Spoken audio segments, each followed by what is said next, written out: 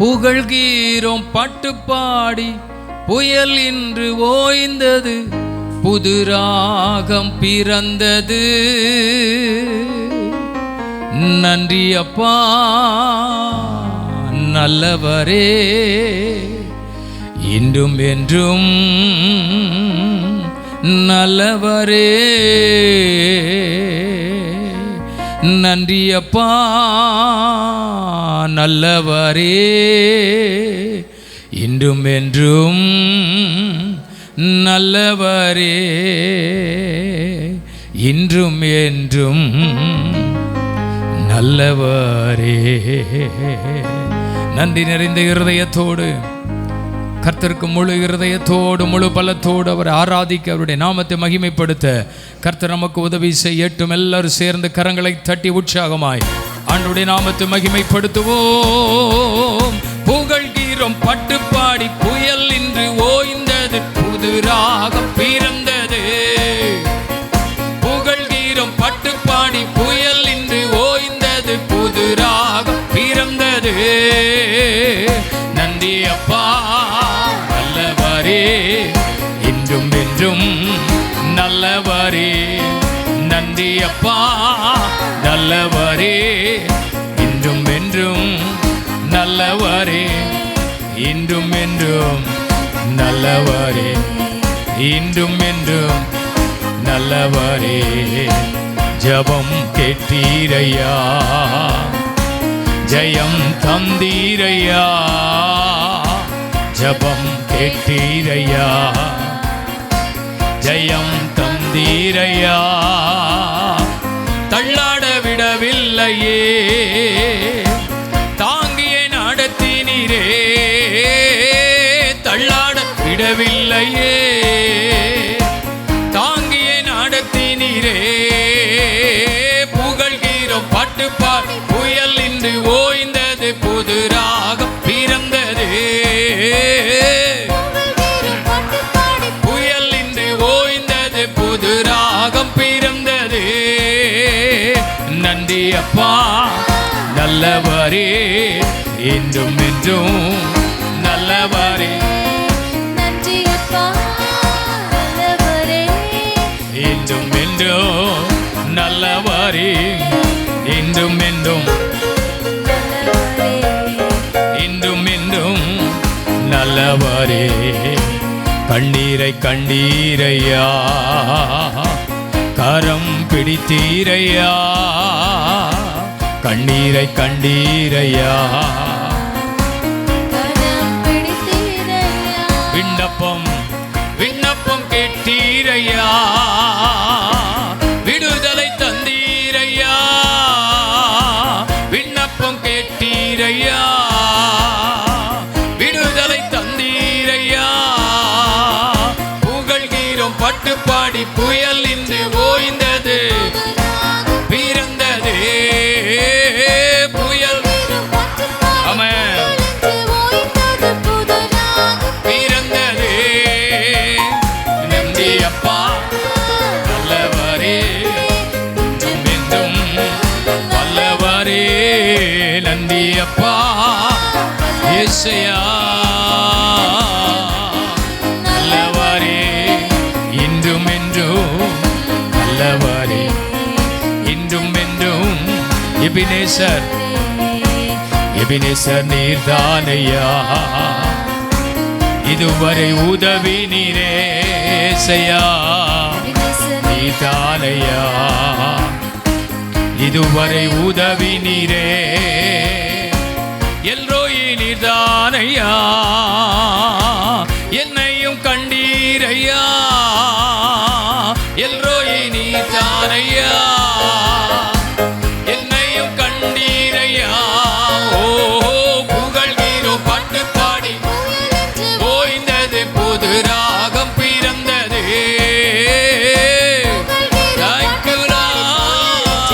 ஏசையா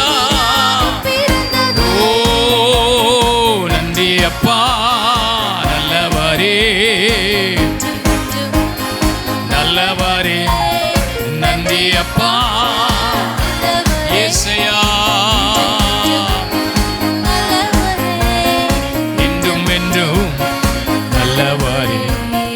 இன்றும் என்றும் நல்லவரே. உறுதியாய் பற்றி கொண்டோ உம்மையே நம்பி உள்ளோ இசையா. உம்மையே நம்பி உள்ளோ பூரண சமாதானமே போதுமே உம் சமூகமே. பூரண சமாதானமே போதுமே உம் சமூகமே. புகழ்கிறோம் புயல் இன்று ஓய்ந்தது புது ராகம் பிறந்தது.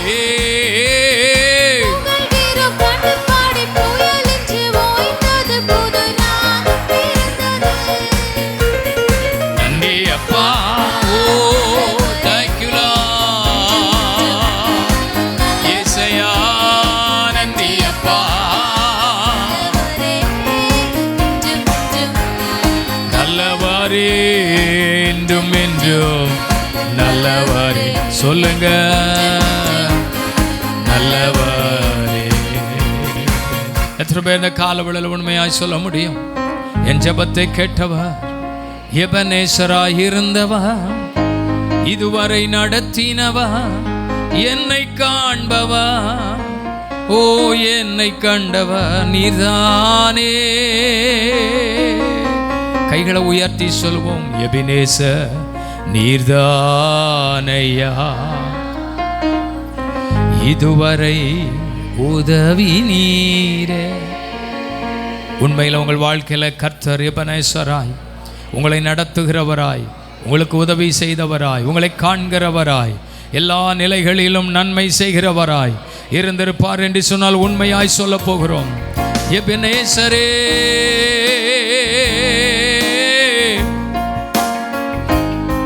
ஏசையா, எபினேசர் நீர்தானையா, இதுவரை உதவி நீரே. எபினேசர் நீர்தானையா,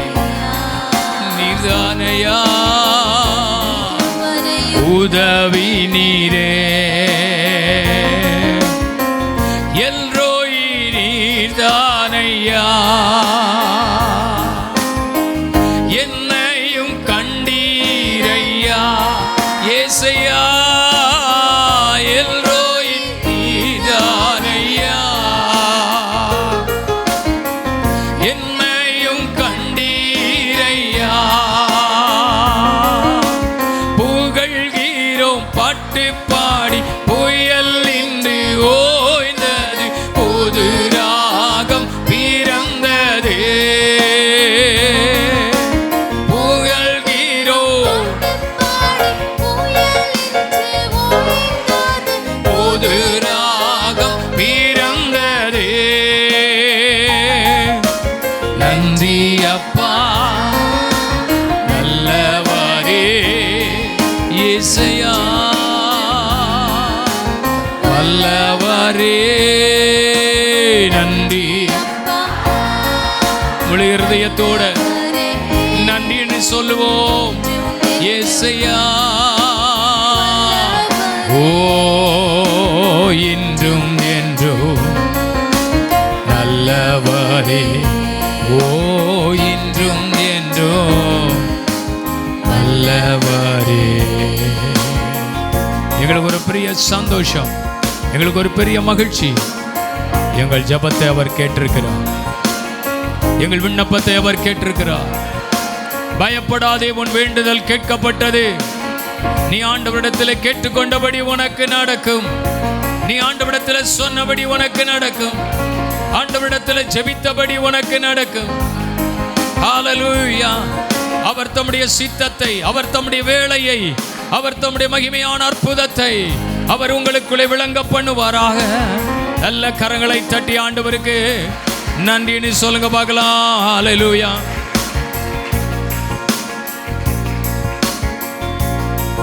நன்றி.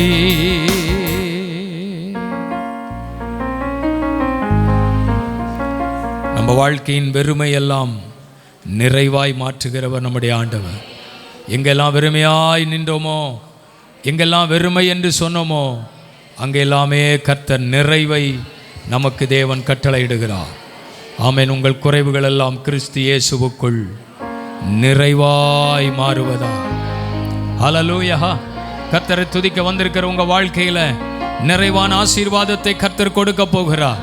நிறைவான நன்மையை கர்த்தர் கொடுக்க போகிறார். எத்தனை பேர் இந்த காலையில் விசுவாசத்தோடு வந்திருக்கிறீங்க? என் வாழ்க்கையில எல்லாம் எனக்கு நிறைவாய் மாறப்போகிறது.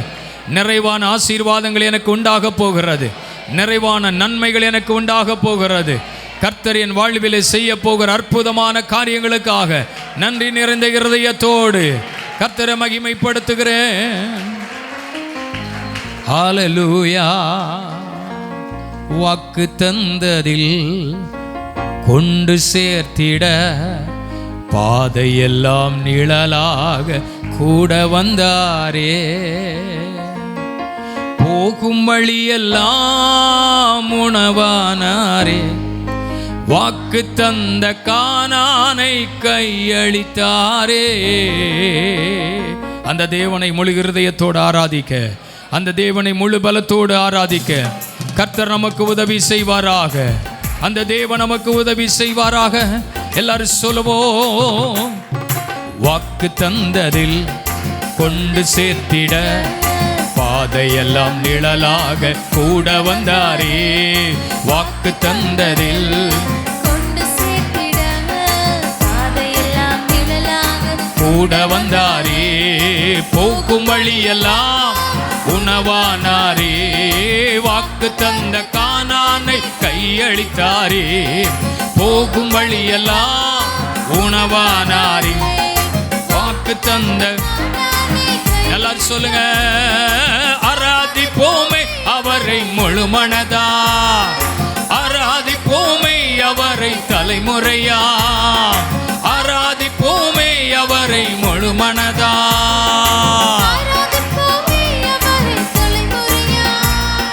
வெறுமையானதை தேடி வந்து என் படகில் ஏறிக்கொண்டாரே. ஆமென். வெறுமையான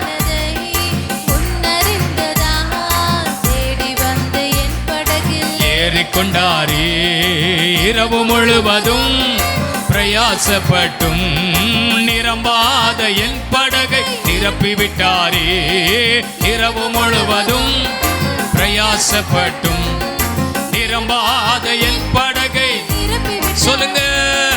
ஆராதிப்போமே அவரை. ஓஹோ. ஆராதிப்போமே அவரை. ஆமென். ஆராதிப்போமே அவரை. ஆராதிப்போமே அவரை தலைமுறையா. கர்த்தரை தெய்வமாக கொண்டோ இதுவரையில் வெட்கப்பட்டது. அவரையே ஆதரவாய் கொண்டோ நடுவழியில் நின்று போனது. கர்த்தரை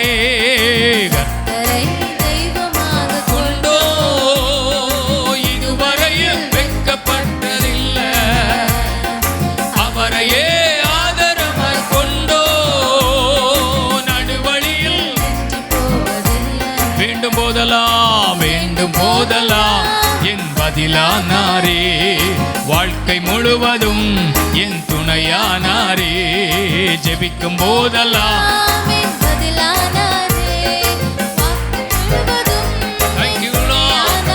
ஓஹோ. ஆராதிப்போமே அவரை. ஆராதிப்போமே அவரை. சொல்லுங்க. ஆராதிப்போமே அவரை முழுமனதா. இயேசுயா. ஆராதிப்போமே அவரை முழுமனதா. ஆராதிப்போமே அவரை தலைமுறையா. வாக்கு தந்ததில் கொண்டு சேர்த்திட பாதையெல்லாம் நிழலாக கூட வந்தாரே. சொல்லுங்க.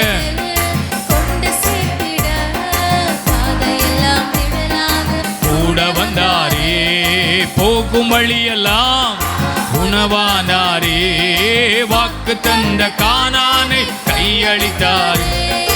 போகும் வழியெல்லாம் உணவானாரே. வாக்கு தந்த கானானை கையளித்தாரே.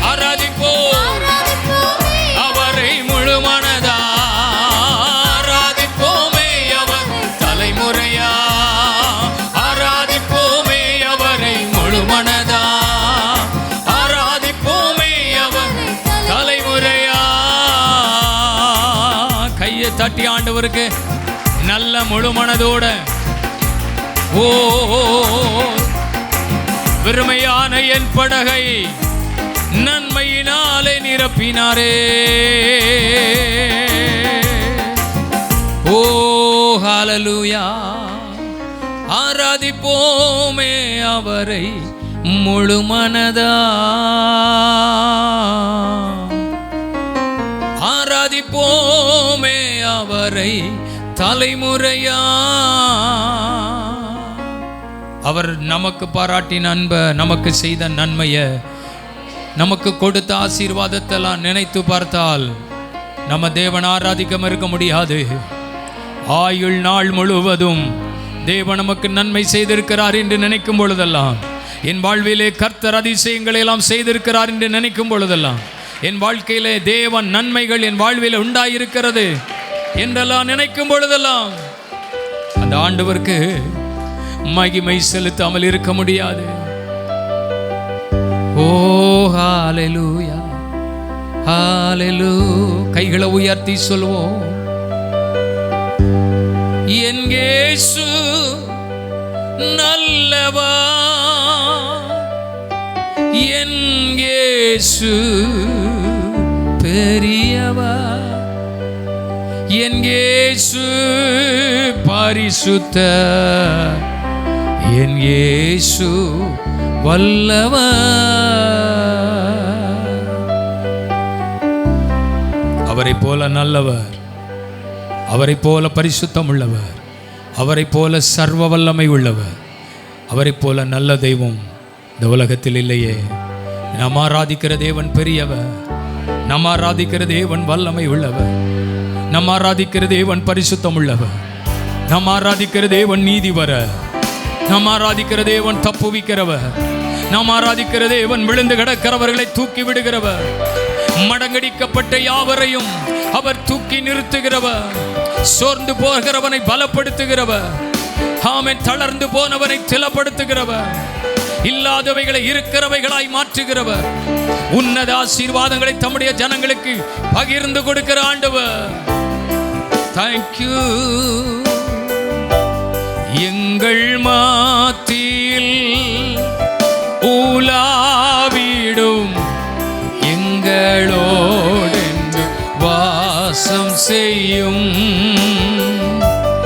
எங்கள் மாத்தியில் உலாவிடும் எங்களோடு வாசம் செய்யும். இதோ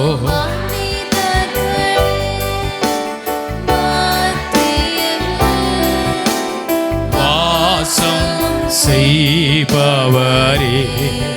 ஓ எங்கள் நாடு வாசித்திட விரும்பிடும் தெய்வமே, உமக்கு சிங்காசனம் அமர்ந்திட உம்மை துதிக்கிறோம் இயேசுவே. பரிசுத்த அலங்காரத்துடனே உம்மை தொழுகிறோம் இயேசுவே. உமக்கு சிங்காசனம் அமைத்திட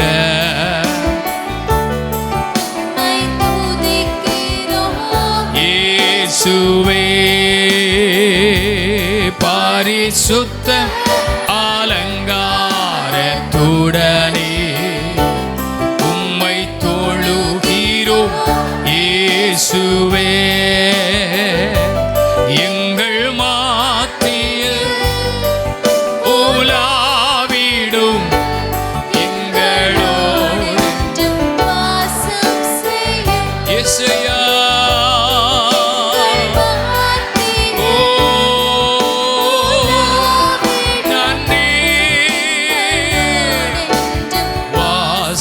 செய்யும் எங்கள் மாத்தியில்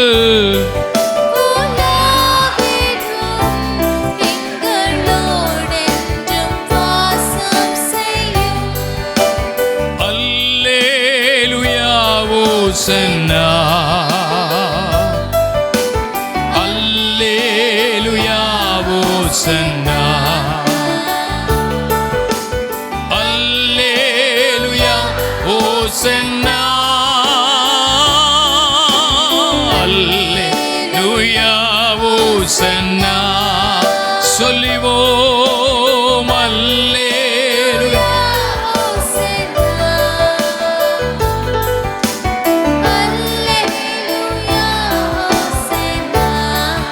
அல்லேலூயா அல்லேலூயா ஓசன்னா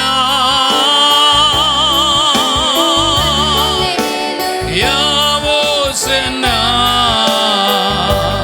உங்க கிருபையே உங்க கிருபையே நடத்தியதே உங்க கிருபையே உங்க கிருபையே என்னை தாங்கி நடத்தியதே. எல்லாரும் இந்த வார்த்தையை சொல்ல போகிறோம். உங்க கிருபை என்னை தாங்கி நடத்தினது. என்னால் ஒன்றுமில்லை ஆண்டவரே, என்னாலே எதுவும் நடக்காத ஆண்டவரே, எல்லாம் உங்க கிருபையினாலே நாங்கள் வாழ்விலை பெற்று அனுபவித்துக் கொண்டிருக்கிறோம். உங்க கிருபையே உங்க கிருபையே என்னை தாங்கி நடத்தியதே.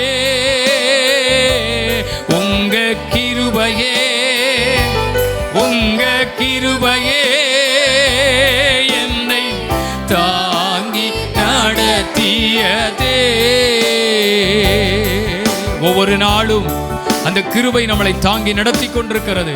அந்த கிருபை நமக்கு உதவி செய்து கொண்டிருக்கிறது. அந்த கிருபை நம்மை வாழ வைத்திருக்கிறது.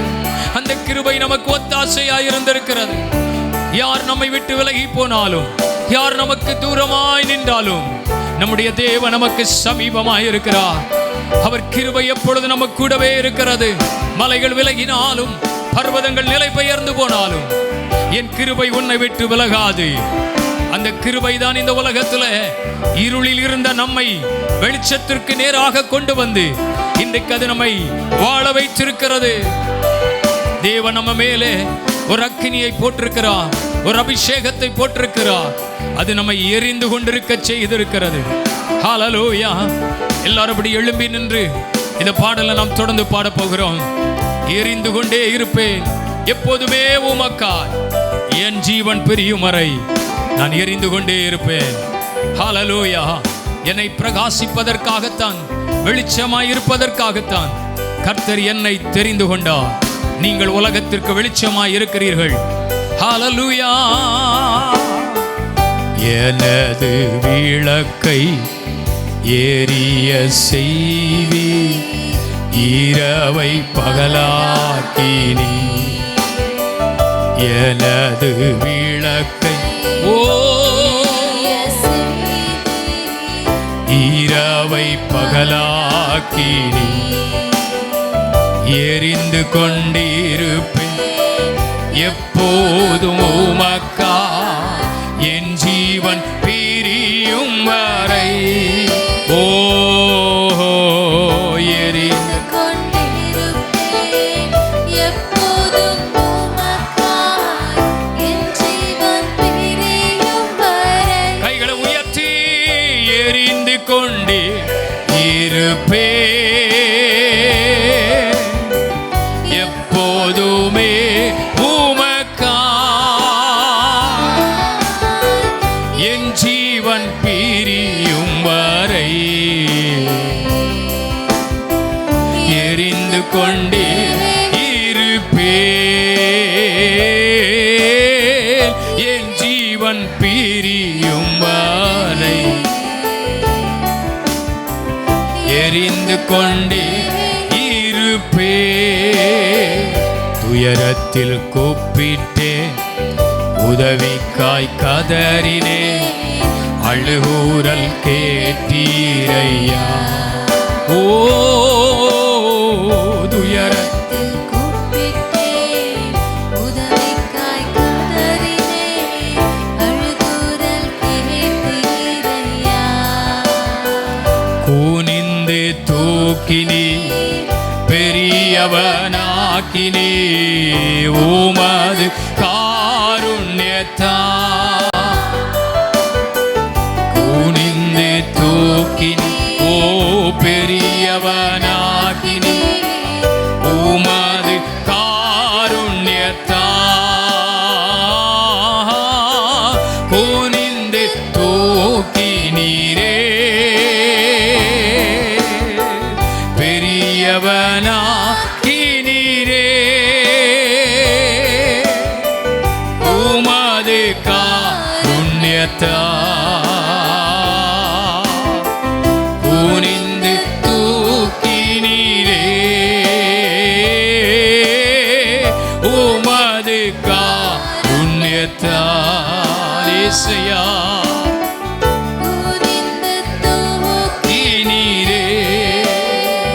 அவர் ஒருவரை துதிக்கு பாத்திரராக, அவர் ஒருவரை ஆராதனைக்குரியவராக, அவர் ஒருவரை நம்மை ரட்சித்த தெய்வமாக, அவர் ஒருவரை நம்மை நடத்துகிற தெய்வமாக கர்த்தர் நம்முடைய வாழ்வில் இருக்கிறாரே.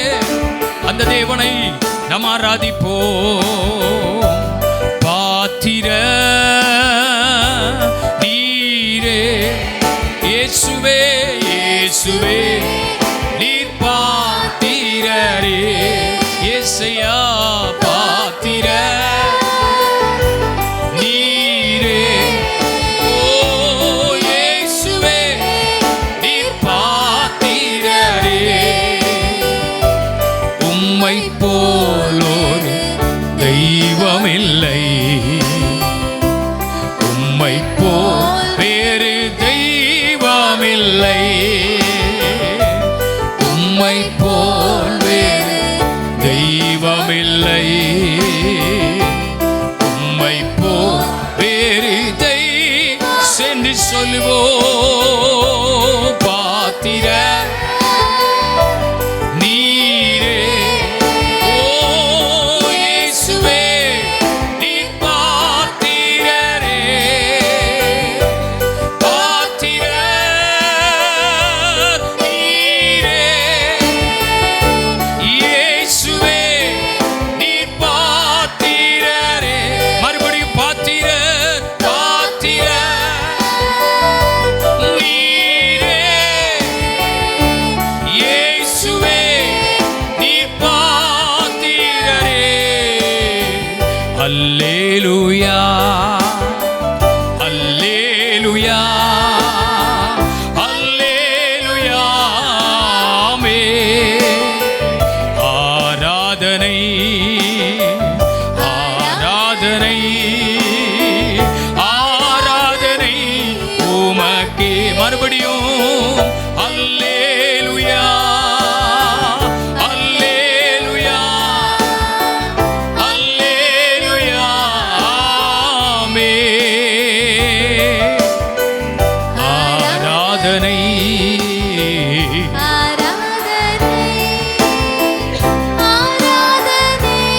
உமக்கே இயேசு போதுமே போதுமே இயேசு போதுமே போதுமே எந்த நாளிலுமே எண்ணிலையிலுமே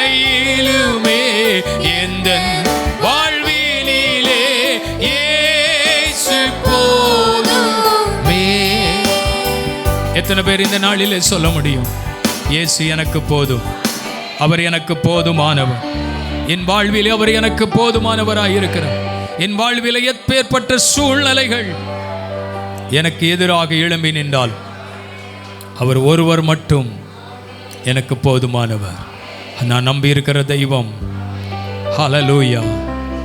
அவர் என்னை புல்லுள்ள இடங்களில் மேய்த்து அமர்ந்த தண்ணீரண்டையில் என்னை கொண்டு போய் விடுகிறார்.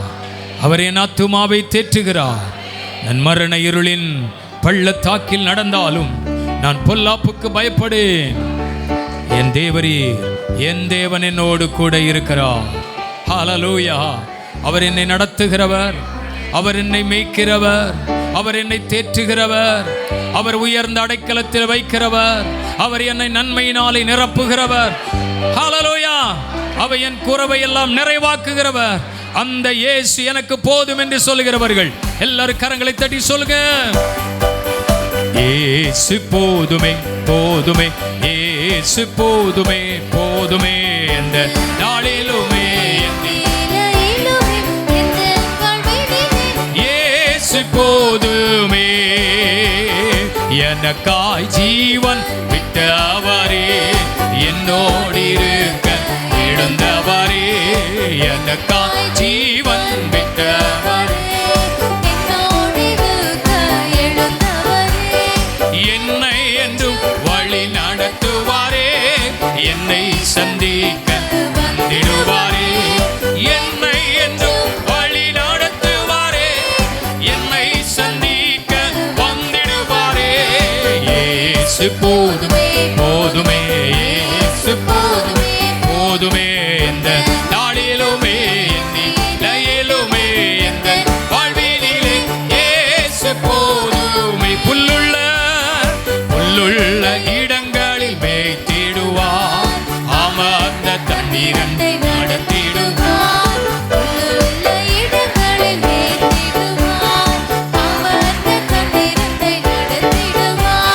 ஆத்துமாவை தேற்றுகிறார், மரண பள்ளத்தாக்கில் காத்திடுவார், ஆத்துமாவை தினம் தேற்றுகிறார், மரண பள்ளத்தாக்கில் காத்திடுவார்.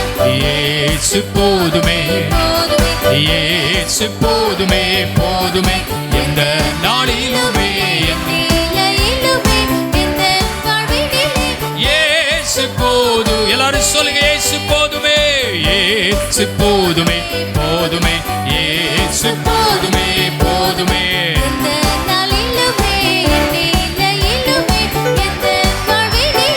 இயேசு போதுமே. கரங்களை தட்டி இயேசு போதுமே, இயேசு போதுமே, நீங்க போதுமே, நீங்க போதுமே, இயேசு போதுமே. கர்த்தர் நமக்கு போதுமானவர் என்று நம்ம விசுவாசிக்கிறோம்னா நிச்சயமாவே அவருடைய நடத்துதல் ஆச்சரியமாயிருக்கும். இதிலும் பெரிதானவைகளை காண்பாய். நாத்தான்வேலை பார்த்து இயேசு சொன்ன வார்த்தை இதோ, கபடற்ற உத்தம இஸ்ரவேலே, உன்னை அத்திமரத்தின் கீழே நான் உன்னை கண்டேன். ஒருவேளை நீ இப்பதான் என்ன பார்த்திருக்கலாம், ஆனா நான் அப்பமே உன்னை பார்த்துட்டேன். ஹல்லேலூயா. என்னை பற்றி உனக்கு சொல்லி தருவதற்கு முன்பதாகவே நாத்தான்வேலே நான் உன்னை பார்த்தேன். நான் உன் சுவாபத்தை பார்த்தப்பா, உன் குணத்தை பார்த்தப்பா, நீ கபடற்றவன், நீ உத்தமன் என்பதை நான் பார்த்துட்டேன்ப்பா. ஒருவேளை உனக்கு இப்பொழுது நான் புதுசா தெரியலாம், ஆனா ஏற்கனவே நான் உன்னை அறிந்திருக்கிறேன். ஹல்லேலூயா. அவனை பார்த்து தான் சொன்னாரு, இதிலும் பெரிதானவைகளை காண்பாய். உங்க வாழ்க்கையில் இதுவரைக்கும் பார்க்காத, இதுவரைக்கும் நிரப்பப்படாத ஆசீர்வாதங்கள், இதுவரைக்கும் ஏறாத படிகள், இதுவரைக்கும் அமர்ந்திராத இடங்கள், அது உங்களுக்காக ஆயத்தமாக்கப்பட்டிருக்கிறது. ஹல்லேலூயா. உங்களுக்காக சில ஆசீர்வாதங்கள் ஆயத்தமாக்கப்பட்டிருக்கிறது. அந்த படியில ஏற வைக்க போறாரு, அந்த இடத்துல உட்கார வைக்க போறாரு, அதை கர்த்தர் நிரப்ப போறார். ஆசீர்வாதத்தின் நன்மையினால் கர்த்தர் உங்களை நிரப்ப போறார்.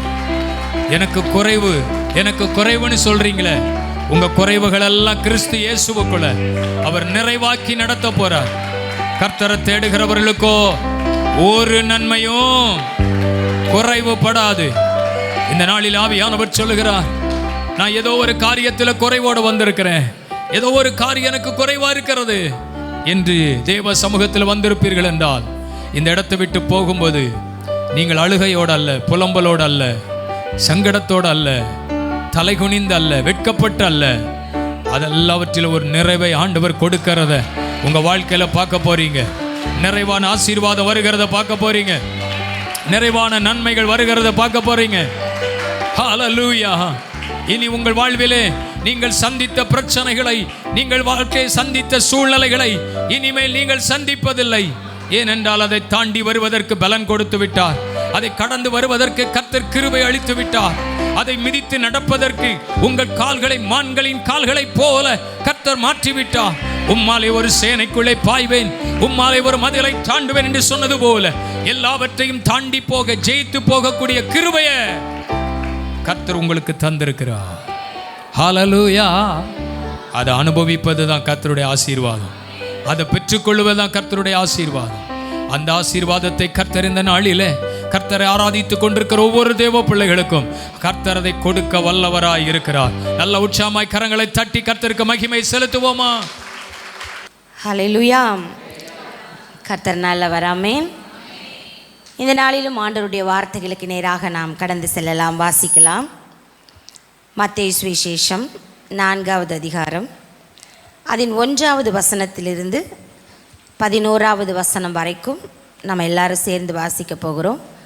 மத்தேயு 4:1 முதல் 11 வரைக்கும். அப்பொழுது இயேசு பிசாசினால் சோதிக்கப்படுவதற்கு ஆவியானவராலே வனாந்திரத்திற்கு கொண்டு போகப்பட்டார். அவர் இரவும் பகலும் 40 நாள் உபவாசம் இருந்த பின்பு அவருக்கு பசி உண்டாயிற்று. அப்பொழுது சோதனைக்காரர் அவரிடத்தில் வந்து, நீர் தேவனுடைய குமாரனே ஆனால் இந்த கல்லுகள் அப்பங்களாகும்படி சொல்லும் என்றான். அவர் பிரதியுத்தரமாக, மனுஷன் அப்பத்தினாலே மாத்திரமல்ல, தேவனுடைய வாயிலிருந்து புறப்படுகிற ஒவ்வொரு வார்த்தையினாலும் பிழைப்பான் என்று எழுதியிருக்கிறதே என்றார். அப்பொழுது பிசாசு அவரை பரிசுத்த நகரத்திற்கு கொண்டு போய் தேவாலயத்து உப்பரிகையின் மேல் அவரை நிறுத்தி, நீர் தேவனுடைய குமாரனே ஆனால் தாழ குதியும், ஏனெனில் தம்முடைய தூதர்களுக்கு உம்மை குறித்து கட்டளையிடுவார். உமது பாதம் கல்லில் இடராதபடிக்கு அவர்கள் உம்மை கைகளில் ஏந்தி கொண்டு போவார்கள் என்பதாய் எழுதியிருக்கிறது என்று சொன்னான். அதற்கு இயேசு, உன் தேவனாகிய கர்த்தரை பரீட்சை பாராதிருப்பாயாக என்றும் எழுதியிருக்கிறதே என்றார். மறுபடியும் பிசாசு அவரை மிகவும் உயர்ந்த மலையின் மேல் கொண்டு போய் உலகத்தின் சகல ராஜ்யங்களையும் அவைகளின் மகிமையும் அவருக்கு காண்பித்து, நீ சாஷ்டாங்கமாய் விழுந்து என்னை பணிந்து கொண்டால் இவைகளையெல்லாம் உமக்கு தருவேன் என்று சொன்னான். அப்பொழுது இயேசு, அப்பாலே போ சாத்தானே, உன் தேவனாகிய கர்த்தரை பணிந்து கொண்டு அவர் ஒருவருக்கே ஆராதனை செய்வாயாக என்று எழுதியிருக்கிறதே என்றார். அப்பொழுது பிசாசானவன் அவரை விட்டு விலகி போனான். உடனே தேவதூதர்கள் வந்து அவருக்கு பணிவிடை செய்தார்கள். அல்லேலூயா. கர்த்தருடைய பரிசுத்த நாமத்திற்கு மகிமை உண்டாவதாக. இந்த நாளிலும் நாம் ஒரு விசேஷித்த காரியத்தை ஆவியானவருடைய உதவியோடு நம்ம சிந்திக்க போகிறோம். ஆண்டவராகிய இயேசு கிறிஸ்து யோவான் ஸ்நானகனாலே யோர்தான் நதியிலே ஞான ஸ்நானம் பெற்று கரையேறியுடனே பரிசுத்த ஆவியானவர் அவர் மீது இறங்கி வந்தார். அதற்கு பின்பு நடக்கிற ஒரு முக்கியமான ஒரு சம்பவத்தை இங்கு நாம் வாசிக்கிறோம். அவர் ஆவியானவராலே பிசாசினால் சோதிக்கப்படுவதற்காய் கொண்டு போகப்பட்டார் வனாந்திரத்திற்கு. அங்கே 40 நாட்கள் எப்படி இருந்தார்? உபவாசம் இருந்தார். அல்லேலூயா. இந்த நாட்களுக்கு பிறகு வேதம் சொல்லுகிறது, சோதனைக்காரன் அவரை சோதிக்க வந்தான் என்று சொல்லி.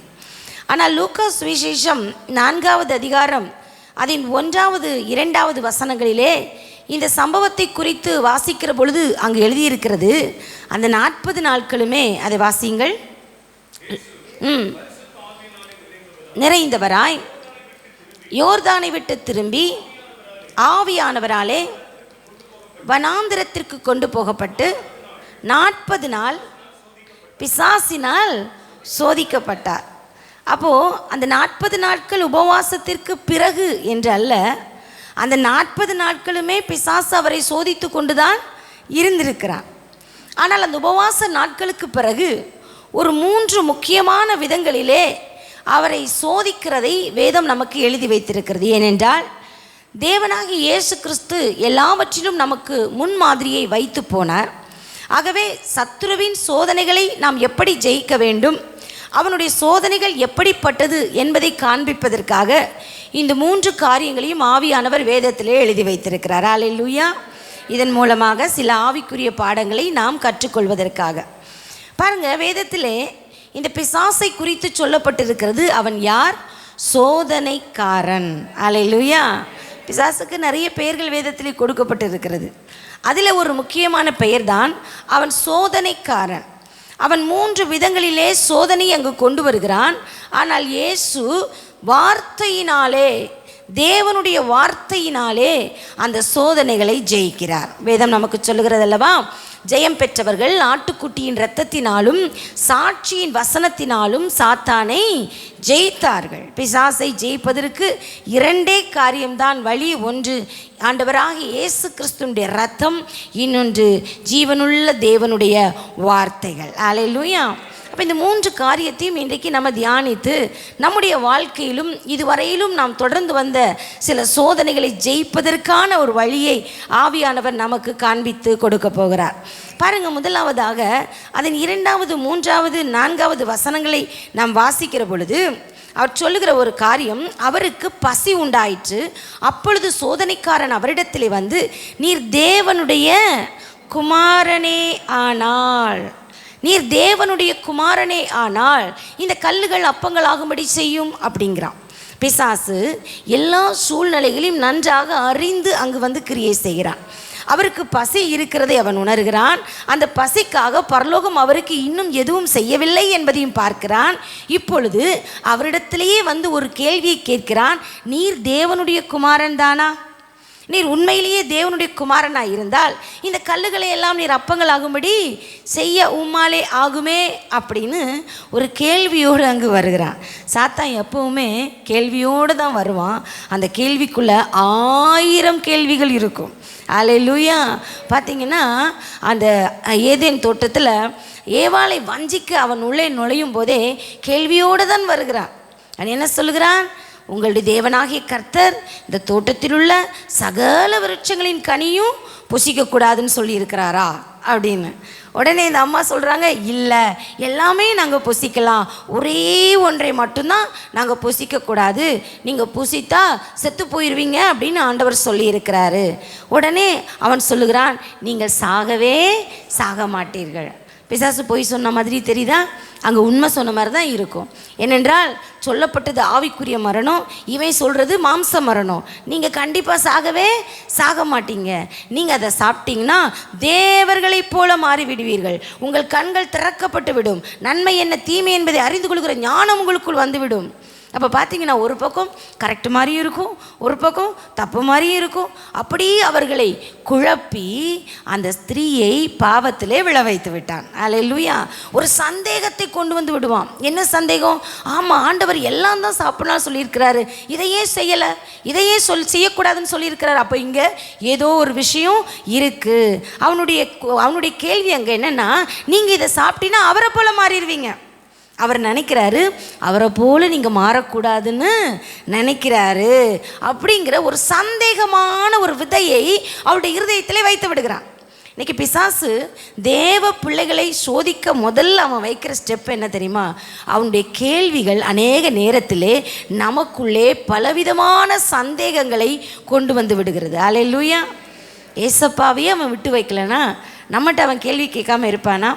ஆண்டவராகிய இயேசுவை குறித்து வேதம் சொல்லுகிறது. அவர் சொல்லுகிறார், ஆபிரகாமின் பிள்ளைகள், ஆபிரகாமின் பிள்ளைகள் என்று ரொம்ப பெருமையாக பேசாதீங்க. ஆபிரகாமுக்கு தேவன் இந்த கல்லுகளினாலேயே பிள்ளைகளை உண்டாக்க அவரால் முடியும். அப்படி இருக்கிற பொழுது கல்லுகளால் அப்பங்களை உருவாக்க அவரால் முடியாதா? முடியும். ஆனால் அங்கே கேட்குற கேள்வி என்ன? நீர் தேவனுடைய குமாரன் தானையா, உமக்கு இப்பொழுது பசி இருக்கிறதே, ஆனால் இப்போ உமக்கு ஒன்றும் இல்லையே, பரலோகம் உமக்கு ஒன்றும் கொடுக்கவில்லையே, உம்முடைய பிதாவாகிய தேவன் உமக்கு ஒன்றும் அருளவில்லையே, இப்பொழுது நீ கொஞ்சம் டெஸ்ட் பண்ணி பாருங்களேன், உண்மையிலே தேவனுடைய குமாரனாக இருந்தால் இதை செய்ய முடியுமே அப்படிங்கிறது தான் அவனுடைய கேள்வி.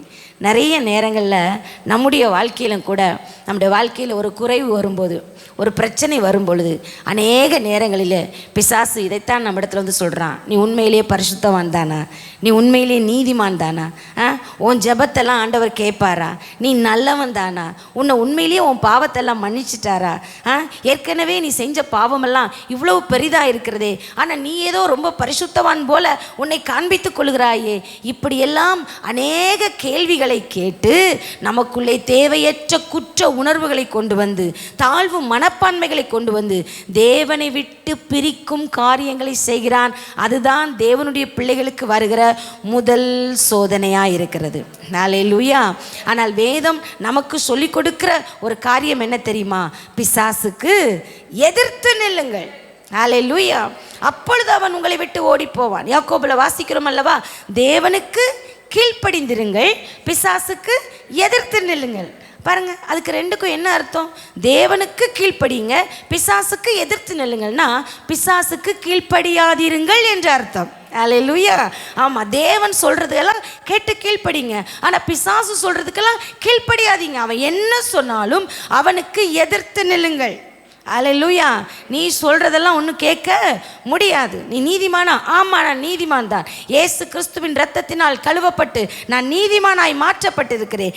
என் நீதி என் சுயநீதி அல்ல, கிறிஸ்துவின் நீதியை நான் தரித்திருக்கிறேன். ஹல்லேலூயா.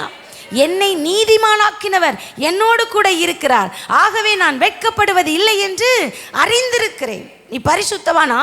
பரிசுத்த இரத்தத்தினால் கழுவப்பட்ட நான் பரிசுத்தவான். பரிசுத்தவான்கள் ஆகும்படிக்குத்தான் என்னை தேவன் அழைத்திருக்கிறார். என்னை பரிசுத்தமானாகத்தான் தேவன் பார்க்கிறார். ஹல்லேலூயா. அப்போ ஏன் உனக்கு இன்னும் ஜெபம் கேட்கப்படலை? ஏன் உனக்கு இன்னும் அற்புதம் நடக்கலை? ஏன் உனக்கு இன்னும் வழி திறக்கலை? அப்போ நீ சரியில்லை, நீ ஜெபிக்கிறது சரியில்லை, உனக்கு விசுவாசம் குறைவு இருக்கிறது. இப்படி ஏதோ ஒன்றை சொல்லி சொல்லி நம்முடைய வாழ்க்கையிலே கொஞ்சம் கொஞ்சமாக கர்த்தரை விட்டு விலக செய்து விடுவான் சோதனைக்காரன். ஹல்லேலூயா.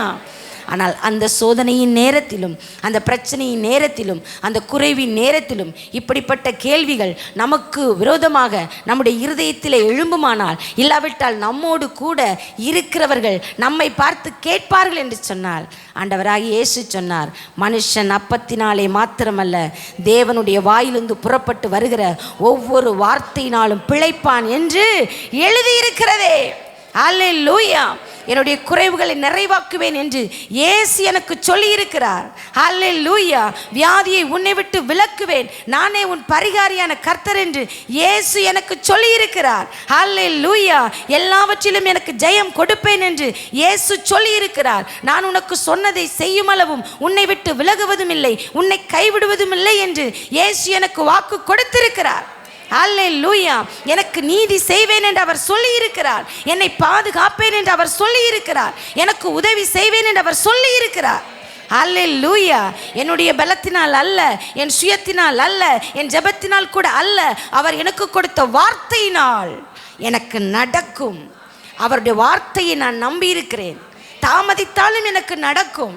ஹல்லேலூயா என்கிற ஒரு விசுவாச வார்த்தையை இப்படிப்பட்டதான சோதனை காலத்தில் நாம் பேசுவோம் என்று சொன்னால், நமக்கு விரோதமாய் எழும்பி வருகிற சோதனைக்காரன் ஓடி விடுவான். ஹல்லேலூயா. தகுதி இல்லை என்றுதான் நமக்கு விரோதமான ஒரு குற்றச்சாட்டை, ஒரு குற்ற மனசாட்சியை நமக்குள்ளே கொண்டு வருவான். ஆனால் என்னை தகுதிப்படுத்துகிறவர் என் தேவன் என்று நாம் அவனுக்கு விரோதமாய் பேசுகிற பொழுது அவன் நம்மை விட்டு விலகி ஓடி விடுவான். ஹல்லேலூயா. பாருங்க, இயேசுவோடு கூட ஒரு முறை இயேசு இல்லாத நேரத்திலே சீஷர்கள் படகிலே பிரயாணம் பண்ணி கொண்டிருந்தார்கள். அப்பொழுது பயங்கரமான காற்று, மழை, புயல் எல்லாம் அடித்தது. அப்பொழுது இயேசு அவர்களை பாதுகாக்க தூரத்திலே நடந்து வருகிறார். எல்லாரும் பயப்பட்டார்கள். ஐயோ, ஆவேசம், பேய் வருகிறது என்று சொல்லி அலறினார்கள். அப்புறம் தான் பக்கத்தில் வரும்போது ஆண்டவர் சொன்னார், நான் தான்ப்பா, பயப்படாதீங்க, தைரியமாக இருங்க அப்படின்னு சொன்னோடனே பேதுரு சொன்னார், இயேசுவே, நீரே ஆனால் நான் இந்த கடலிலே நடந்து வருகிறேன் அப்படின்னு சொல்லி எல்லாரும் அமைதியாக இருக்கிற பொழுது பேதுரு மட்டும், நான் ட்ரை பண்ணுறேன், நான் வாரேன், ஏன்னா நீராக இருந்தீங்கன்னா கண்டிப்பாக என்னை காப்பாற்றி விடுவீர், என்னால் நடக்க முடியும் அப்படின்னு சொல்லி தைரியமாய் நடந்தார். அப்படிங்கிற ஒரு சம்பவத்தை நாம் வாசிக்கிறோம். ஆனால் இயேசு கிறிஸ்து மரித்து உயிரோடு எழும்பி திரும்பவும் தம்முடைய சீஷர்களை ஒருமுறை சந்திக்க வருகிற பொழுது இதே போல இயேசு இல்லாத நேரத்தில் அவர்கள் படகிலே பிரயாணம் பண்ணி கொண்டிருந்தார்கள். அப்பொழுது இயேசு அவர்களை நோக்கி வந்தார். அப்போ தான் சொல்கிறாங்க, யோவான் சொல்கிறாரு, நம்மை தேடி வருகிறது நம்முடைய போதகர் இயேசு என்று சொன்ன உடனே சீமோன் போதர் என்ன பண்ணாரா, தன்னுடைய மேல் சட்டையை அறையிலே கட்டி கொண்டு தன் வஸ்திரம் இல்லாத இருந்தபடினாலே கடலில் குதிச்சிட்டார். அன்னைக்கு இயேசுவை சந்திக்கிறதற்கு அவருக்கு ரொம்ப தைரியம் இருந்தது. ஆனால் இன்னைக்கு இயேசுவை டைரெக்டாக சந்திக்கிறதுக்கு தைரியம் இல்லை. ஏன் தெரியுமா? அதற்கு இடையில் நடந்த சம்பவம். ஹல்லேலூயா. அதற்கு இடையில் நடந்த ஒரு சம்பவம் இயேசுவை மறுதலித்து விட்டார். அப்போ அவருக்குள்ளே ஒரு குற்ற உணர்வு இருந்தது. அன்று இயேசுவோடு இருக்கிற பொழுது தன் வாழ்க்கையில் இருந்த சின்ன சின்ன குறைகள் கூட பெரிதாக தெரியவில்லை. என்னை உருவாக்குகிறவர் என்னோடு இருக்கிறார், என்னை நிறைவாக்குகிறவர் என்னோடு இருக்கிறார் அப்படிங்கிற ஒரு தைரியம் இருந்தது. ஆனால் இயேசுவை மறுதலித்து மறுதலித்த பொழுது இப்பொழுது ஒரு மனசாட்சியை சொல்லுகிறது, முன்பு இருந்தது போல இயேசு உன்னோட நெருக்கமா இல்லை, இப்போ நீ குற்றம் செய்தவன், இப்பொழுது நீ மறுதலித்தவன், முன்பு போல இயேசு உன்னை நேசிக்கவில்லை அப்படிங்கிற ஒரு கேள்வி அவரை சந்திக்க முடியாதபடிக்கு கடலிலே குதிக்க வைத்தது. அல்லேலூயா. ஆனாலும் ஆண்டவர் அவரை விடவில்லை, அவரை தேடினார், அவரை அழைத்தார், மீண்டும் தம்முடைய ஊழியத்திற்கு அவரை தெரிந்து கொண்டார். அல்லேலூயா. அப்போ நம்முடைய வாழ்க்கையிலே சில நேரத்திலே இப்படிப்பட்ட ஒரு சந்தேகத்தை பிசாசு நமக்கு விரோதமாக கொண்டு வருவான் என்று சொன்னால், கடந்த கால சில பாவங்களை, ஒருவேளை நடக்கிற இந்த நாட்களிலே நம்முடைய பலவீனங்களை சுட்டி காட்டி, இதனால் தான் நீ இப்படி இருக்கிறாய், இதனால் தான் தேவன் உன்னை ஆசீர்வதிக்கவில்லை என்று நம்மை குற்றப்படுத்துவான் என்று சொன்னால், இன்றைக்கு தைரியமாக சொல்ல போகிறோம், என்னுடைய நீதி அல்லையா நான் நம்பி இருக்கிறது, தேவனுடைய நீதியை. அல்லேலூயா.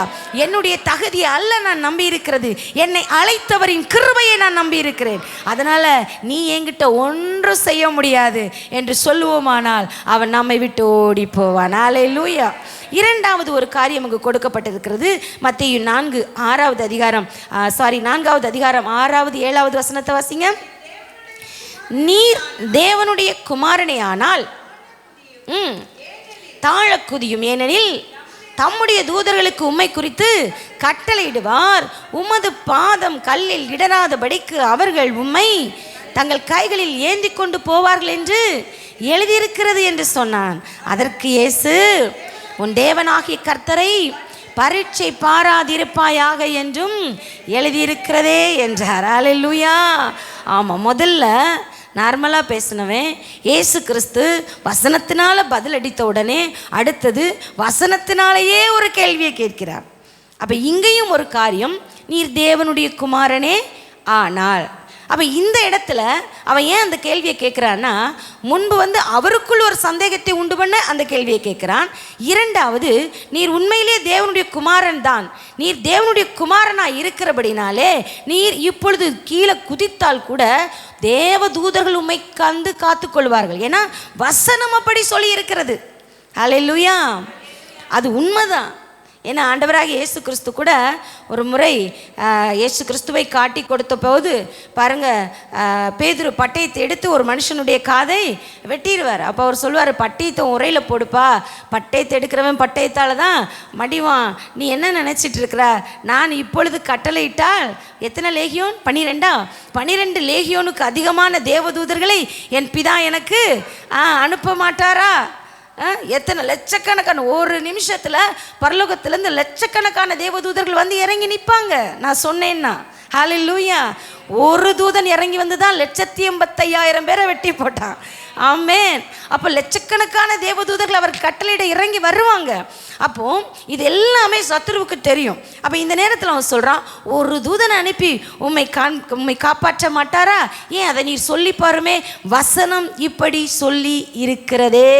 அல்லேலூயா. அவருக்குள்ள ஒரு ஆவிக்குரிய மேட்டிமையை தூண்டி விடுறதற்கு, நீர் தேவனுடைய குமாரன், நீர் இப்படி செய்து பாரும் என்று அடுத்த ஒரு சோதனையை வைத்தான். அல்லேலூயா. ரெண்டாவது, தேவனுடைய பிள்ளைகளுடைய வாழ்க்கையில் வருகிற ஆவிக்குரிய சோதனை என்ன தெரியுமா? மன மேட்டிமை. நான் தேவனுடைய பிள்ளை, நான் விசுவாசி, நான் தேவனுடைய ஊழியக்காரன், நான் ஒரு தீர்க்கதரிசி, நான் சொன்னால் இது நடக்கும், நான் இப்படி செய்தால் இது நடக்கும், ஏன் நான் செய்ய மாட்டேனா? ஹல்லேலூயா. ஒரு பிரபலமான அதிகாரிகளோ ஒரு நல்ல அதிகாரத்தில் உள்ளவர்களின் பிள்ளைகள் ஏதாவது ஒரு பிரச்சனையில் மாற்றிக்கிட்டாங்கன்னா அவங்க சொல்லுவாங்க, எங்கள் அப்பா யார் தெரியுமா? சாதாரணமான ஆள் இல்லை, நீ என்ன ஆப்போசிட் பண்ணினா கவர்மெண்ட்டே என் பின்னாடி வந்து நிற்கும். ஏன்னா அவங்களுக்குள்ள உடனே அந்த உள்ளேருந்து அந்த ஒரு பெருமை, ஒரு மேட்டிமை வெளியே வந்து எட்டி பார்க்கும். அல்லேலூயா. சில நேரத்தில் தேவனுடைய பிள்ளைகளுடைய இருதயத்தில் அப்படித்தான். யாராவது அவர்களுக்கு விரோதமாக எழுமிட்டா யாரை பார்த்து என்ன பேசுகிறான், நான் இப்பொழுது ஜோம் பண்ணேன்னா கர்த்தர் அவன் உச்சந்தாலே என்ன பண்ணிடுவார், உடைச்சிருவார்.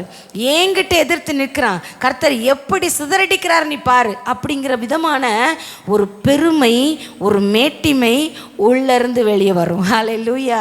ஆனால் எல்லா அதிகாரம் பெற்ற இயேசு அந்த இடத்துல சொல்கிறாரு, ஏய் உன் தேவனாகிய கர்த்தரை பரீட்சை பாராதிருப்பாயாக என்று எழுதியிருக்கிறது. எப்போ எனக்கு எது தேவையோ அதை அவர் கரெக்டாக செய்வார். ஹல்லேலூயா. எல்லாம் அவருக்கு தெரியும், நீ அமைதியாக போ அப்படின்னு சொல்கிறார். ஹல்லேலூயா. நம்முடைய வாழ்க்கையிலும் நாம் இந்த விஷயத்திலே ஜாக்கிரதை உள்ளவர்களாக இருக்க வேண்டும். வேதத்தில் பார்த்தீங்கன்னா சில இடங்களில் கர்த்தர் ஜனங்களை ஆசீர்வதிக்க அவருடைய வாழ்க்கையில் தேவனுடைய நன்மைகள் பெருக பெருக சின்ன ஒரு காரியத்தில் சத்துருடைய தூண்டுதல்னால இப்படி விழுந்து போனவங்களுடைய நிறைய எக்ஸாம்பிள்ஸ் வேதத்தில் நம்ம வாசிக்க முடியும். உசியா ராஜாவை குறித்து நீங்கள் பார்க்கும் பொழுது உசியாவை குறித்து வேதம் சொல்கிறது, அவன் மேன்மை பட்டு பலப்படும் மட்டும் ஆச்சரியமாய் அவனுக்கு காரியங்கள் கைகூடி வந்ததாம். எதை செய்தானோ எல்லாம் வைத்தது. ஏன்னா தேவனாகிய கர்த்தருக்கு முன்பதாக அவன் செம்மையாக இருந்தபடினாலே அவன் செய்வதையெல்லாம் கர்த்தர் வாய்க்க பண்ணினார். ஹல்லேலூயா. அப்போ எல்லாமே எனக்கு நடக்கு, கர்த்தர் என் கூட இருக்கிறார். நான் எதை செஞ்சாலும் வாய்க்குது, நான் எதை சொன்னாலும் நடக்குது, நான் எந்த ஒரு காரியத்தை துவக்கினாலும் அது கைகூடி வருது. அப்படி என்றால் கர்த்தர் எனக்கு என் பட்சத்திலே எப்படி இருக்கிறார்? இவ்வளோ காரியத்தை என்னை கொண்டு செய்கிற ஆண்டவருக்கு நான் போய் தூபம் காட்டினா என்ன அப்படின்னு சொல்லி ஆசாரியர்கள் மட்டுமே செய்கிற ஒரு காரியத்தை துணிந்து போய் செய்தான். ஹல்லேலூயா. நான் தானே எல்லாம், எனக்கு தானே எல்லாமே கர்த்தர் செய்கிறார், ஏன் இந்த வேலையை நான் செய்யக்கூடாது அப்படின்னு தூப கலசத்தை கையில் பிடித்தான். குஷ்டரோகியாகி வெளியே தள்ளப்பட்டான். அந்த சோதனையிலே அவன் தோற்று போனான். ஹல்லேலூயா. சவுலுடைய வாழ்க்கையிலும் அப்படித்தான். சாமுவேல் சொல்லியிருந்தார், நான் வருகிற வரைக்கும் நீ காத்திரு, நான் வந்த பிறகு பலி செலுத்தலாம் என்று சொல்லி. ஆனால் அவர் வர கொஞ்சம் தாமதித்த பொழுது துணிந்து பலிகளை இவன் செலுத்த ஆரம்பித்தான். அது நிமித்தம் தேவனால் கொடுக்கப்பட்ட ராஜ்யபாரத்தில் இருந்து தள்ளப்பட்டான். ஹல்லேலூயா. மிரியாம், ஆரோன், மோசே இவர்கள் எல்லாம் ஒரே தாயின் வயிற்றில் பிள்ளைகள் தான். ஒரே கர்த்தரால் தேவனுடைய ஊழியத்திற்கென்று அழைக்கப்பட்டவர்கள் தான். ஆனால் ஒவ்வொரு விதமான ஊழியத்திற்கென்று தேவன் அவர்களை முன்குறித்து வைத்திருந்தார். அவர்களோ மோசையோடு கர்த்தருக்கு இருக்கிற நெருக்கத்தை பார்த்து பொறாமை கொண்டவர்களாய் தங்கள் ஸ்தானத்தை விட அவனுடைய ஸ்தானம் உயர இருக்கிறது என்பதை அறிந்த பொழுது அவர்களுக்குள் இருந்த பெருமை, அவர்களுக்குள் இருந்த மேட்டிமை, நான் நல்லா பாடுறேன், நான் தீர்க்கதரிசி, நான் கர்த்தருடைய ஊழியக்காரன், ஏன் மோசேதானா எல்லாம் என்கிற ஒரு எண்ணம் வந்து அவருக்கு விரோதமாய் பேச ஆரம்பித்த பொழுது குஷ்டரோகியாகி தேவனுடைய கோபத்தின் நிமித்தமாக பாளையத்திற்கு புறம்பே கொஞ்ச நாள் தள்ளப்பட்டு அந்த சோதனையிலே அவள் தோற்று போனாள். ஹல்லேலூயா. இப்படி எத்தனையோ பேரை நம்ம பார்க்கலாம். அப்போ ஒவ்வொரு தேவனுடைய பிள்ளைகளுடைய வாழ்க்கையிலும் கொஞ்சம் நல்லா ஜெபிக்கிறதுனால, கொஞ்சம் நல்லா ஆராதிக்கிறதுனால, கொஞ்சம் நல்ல ஊழியம் செய்கிறதுனால, நல்ல தீர்க்க தரிசன அபிஷேகம் இருக்கிறதுனால, அவருடைய கரத்தில் அற்புத அடையாளங்கள் நடக்கிறதுனால, கொஞ்சம் பேச்சு திறமைகள் இருக்கிறதுனால பிசாசு சில நேரத்திலே நம்முடைய வாழ்க்கையிலும் இப்படிப்பட்ட பெருமை, மேட்டிமை என்கிற ஒரு ஆயுதத்தை நமக்கு நேராக கொண்டு வந்து, நீ தேவனுடைய பிள்ளை தானே, நீ செய், நீ நடத்து என்று நம்மை தூண்டி விடுகிற பொழுது தேவனுக்கு பிரியமில்லாத, தேவனுக்கு சித்தமில்லாத, தேவ திட்டமில்லாத ஒரு காரியத்தை நாம் செய்ய முன்படுவோம். ஆனால் அந்த சோதனையிலே நாம் தோற்று போனோம் என்ற அர்த்தம். ஹல்லேலூயா. என்னதான் நாம் செய்கிறவர்களாய் இருந்தாலும் கர்த்தர் நமக்கு வைத்திருக்கிற பாதையிலே ஓடுகிறவர்களாய், கர்த்தர் நம்மை அழைத்த அழைப்பிலே நிற்கிறவர்களாய், நான் இந்த உலகத்தை பிரியப்படுத்த அல்ல, நான் யார் என்பதை மற்றவர்களுக்கு நிரூபிக்க வேண்டிய அவசியமும் இல்லை, என்னை அழைத்தவர் உண்மை உள்ளவர், அவர் என்னை என்ன நோக்கத்திற்காக இந்த உலகத்திற்கு அழைத்தாரோ அந்த நோக்கத்தை நான் நிறைவேற்றுவேன் என்கிற ஒரு பொறுமையோடு நாம் ஓடுவோம் என்று சொன்னால் அந்த சத்துருவின் சோதனையை நாம் ஜெயிக்கிறோம். ஹல்லேலூயா. மூன்றாவதாக அதன் 8வது 9வது வசனத்தை நான் வாசிக்கிற பொழுது, உயர்ந்த ஒரு மலையின் மேல் கொண்டு போய் உலகத்தின் சகல ராஜ்யங்களையும் அவைகளின் மகிமையும் அவருக்கு காண்பித்து, நீர் சாஷ்டாங்கமாய் விழுந்து என்னை பணிந்து கொண்டால் இவைகளையெல்லாம் உமக்கு தருவேன் என்று சொன்னான். அப்பொழுது இயேசு, அப்பாலே போ சாத்தானே, உன் தேவனாகிய கர்த்தரை பணிந்து கொண்டு அவர் ஒருவருக்கே ஆராதனை செய்வாய் என்று எழுதியிருக்கிறது என்றார். அப்பொழுது பிசாசானவன் அவரை விட்டு விலகி ஓடிப்போனான். கர்த்தருடைய தூதர்கள் அவருக்கு வந்து பணிவிடை செய்தார்கள். ஹல்லேலூயா.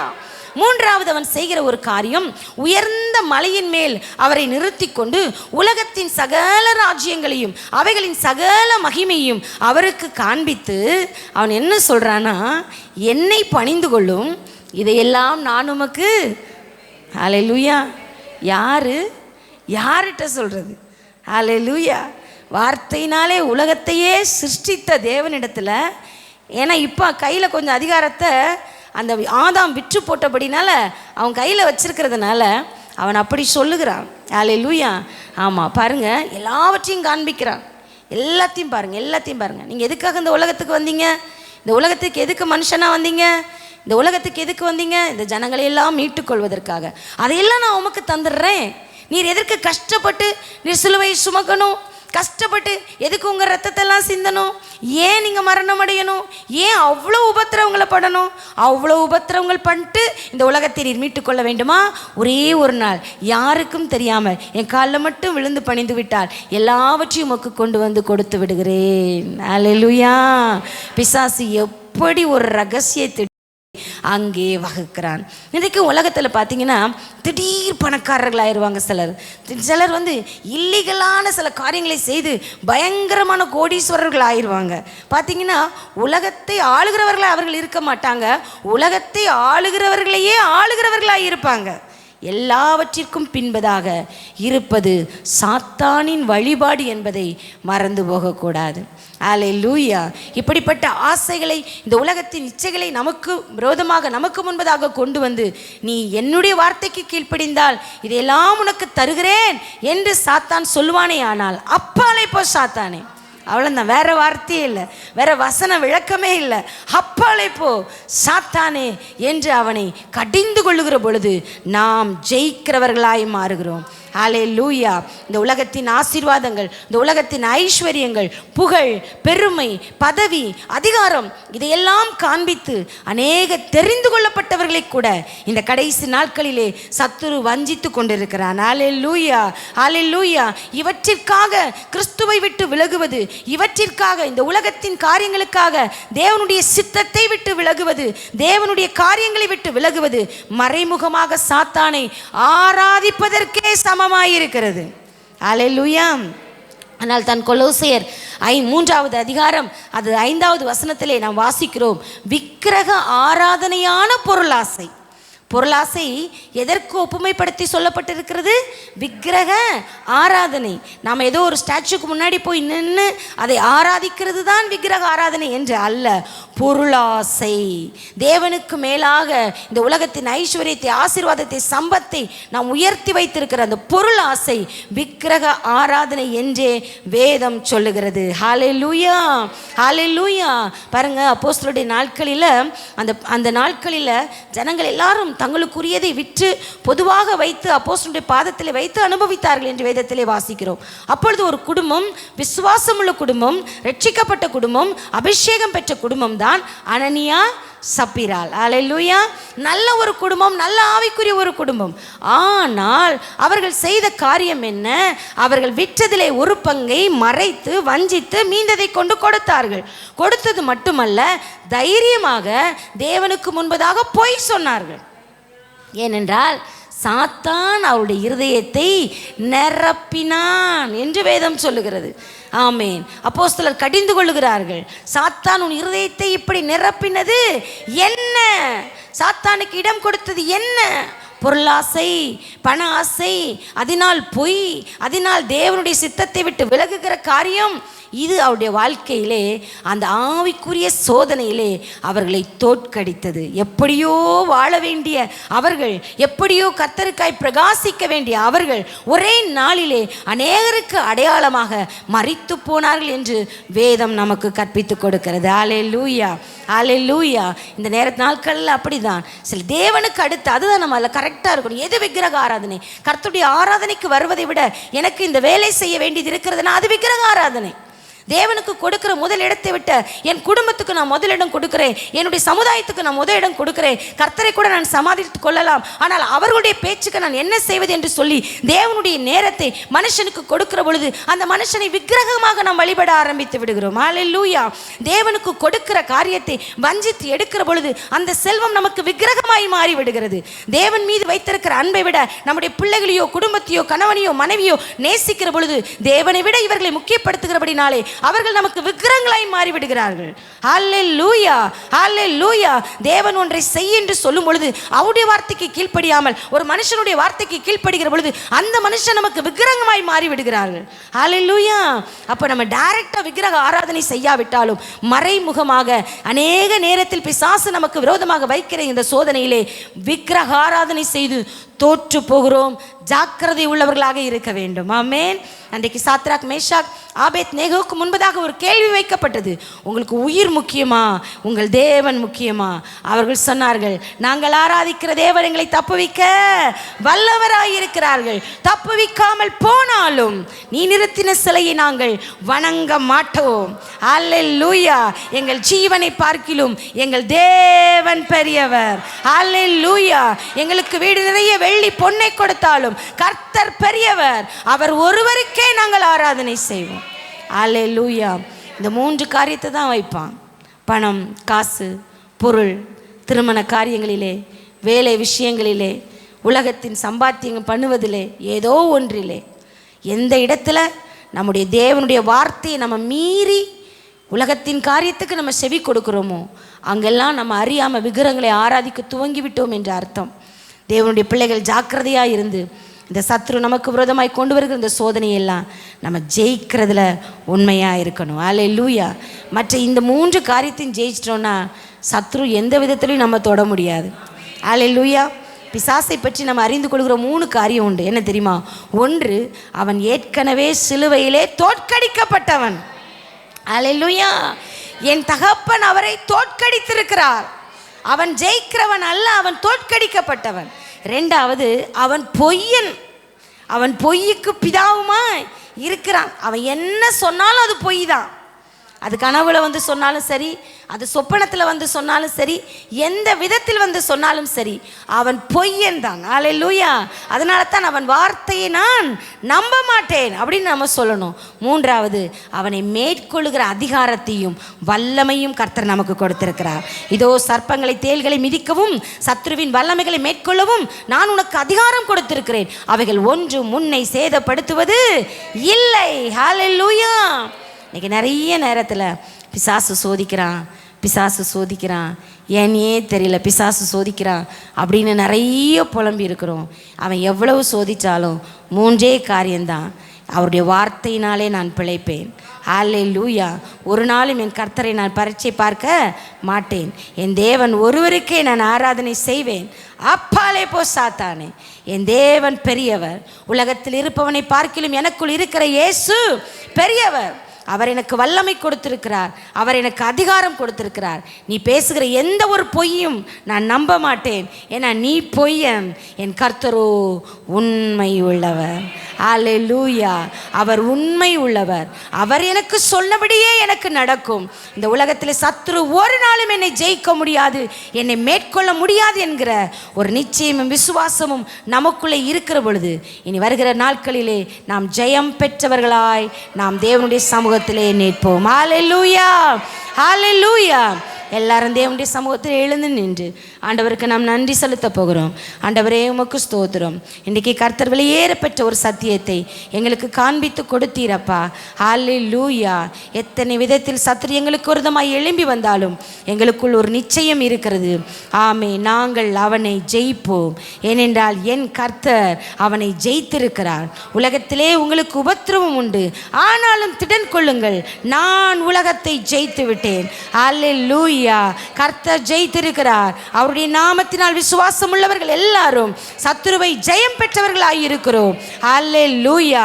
பிசாசு நம்மை மேற்கொள்ள முடியாது, சத்துரு நம்மை மேற்கொள்ள முடியாது. அவனுடைய வார்த்தைகளோ அவனுடைய பயமுறுத்துதல்களோ ஒன்றும் நம்முடைய வாழ்க்கையில கிரியை செய்ய முடியாது. கர்த்தர் எனக்கு என்ன சொல்லி இருக்கிறாரோ அதுதான் நடக்கும். கர்த்தர் எனக்கு கொடுத்த வாக்குத்தத்தம் தான் நிறைவேறும். அல்லேலூயா. அல்லேலூயா. கர்த்தர் என்னை நீதிமானாய் மாற்றி இருக்கிறார். நான் அவருடைய சொந்த பிள்ளையாய் இருக்கிறேன்.